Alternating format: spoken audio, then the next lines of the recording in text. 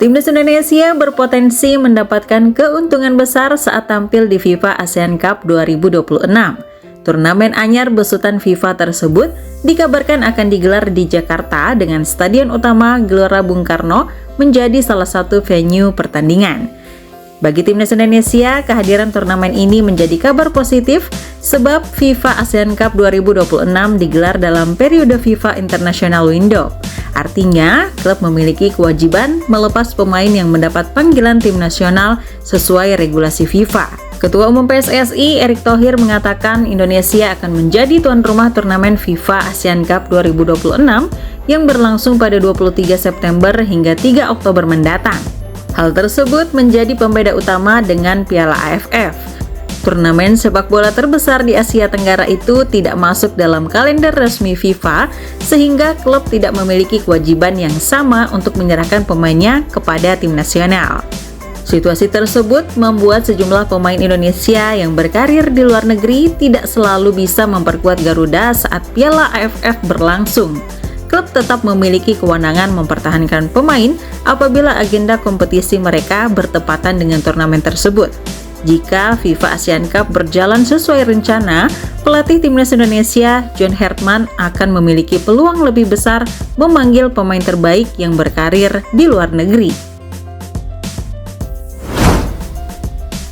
Penampilan Timnas Indonesia pada laga pembuka Piala AFF 2026 menuai banyak apresiasi.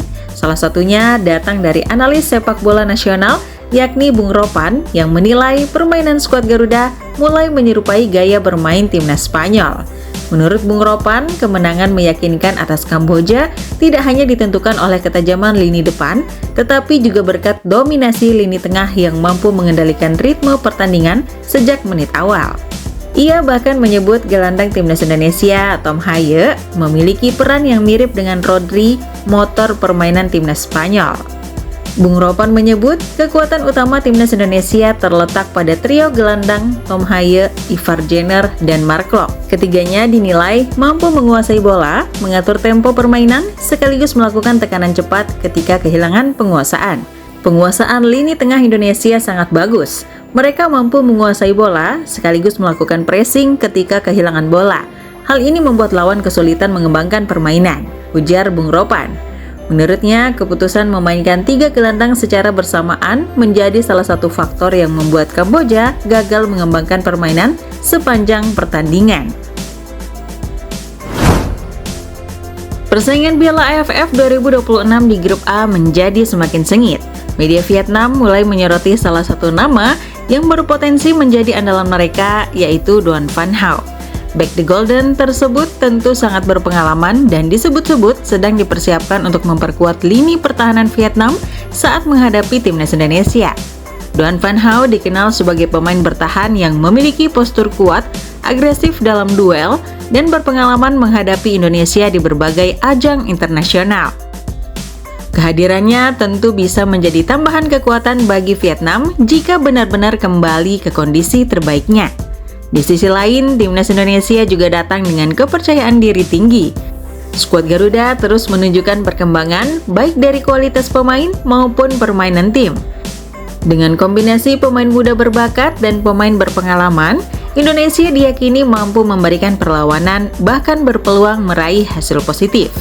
Yang jelas, jika Doan Van Hau benar-benar kembali bermain, duel di lapangan dipastikan akan semakin menarik untuk disaksikan. Mampukah timnas Indonesia menaklukkan Vietnam atau justru Doan Van Hau berhasil menjadi tembok kokoh yang menyulitkan lini serang Garuda?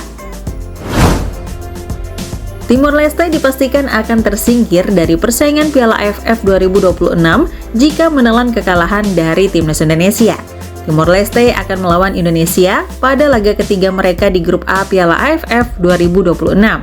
Timor Leste akan meladeni timnas Indonesia di Thailand pada hari Jumat 31 Juli. Luis Figo dan kawan-kawan saat ini menempati posisi juru kunci setelah melakoni 2 pertandingan.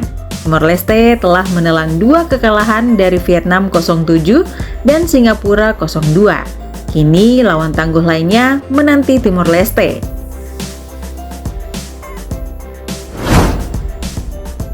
Media Vietnam mulai mengirim sinyal kewaspadaan tinggi kepada timnas Indonesia setelah melihat penampilan Garuda pada laga perdana Piala AFF 2026. Bukan hanya karena ketajaman Mitchell Baker, mereka juga menilai skuad asuhan John Hartman masih memiliki sejumlah amunisi yang belum diturunkan.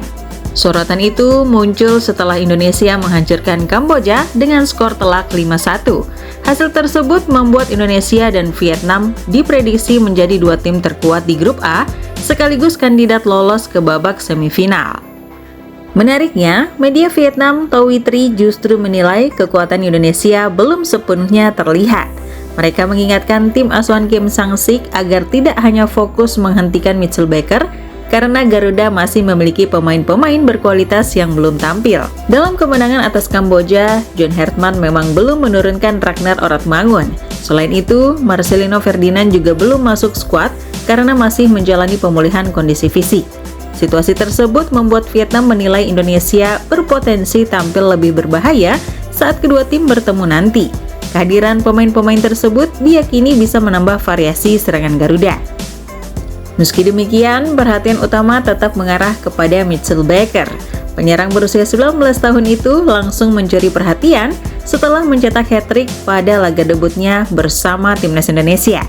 Performa Baker membuat media Vietnam mulai membedah pola permainan Indonesia. Mereka menilai Hartman memiliki lebih dari satu skema serangan yang bisa menyulitkan lawan.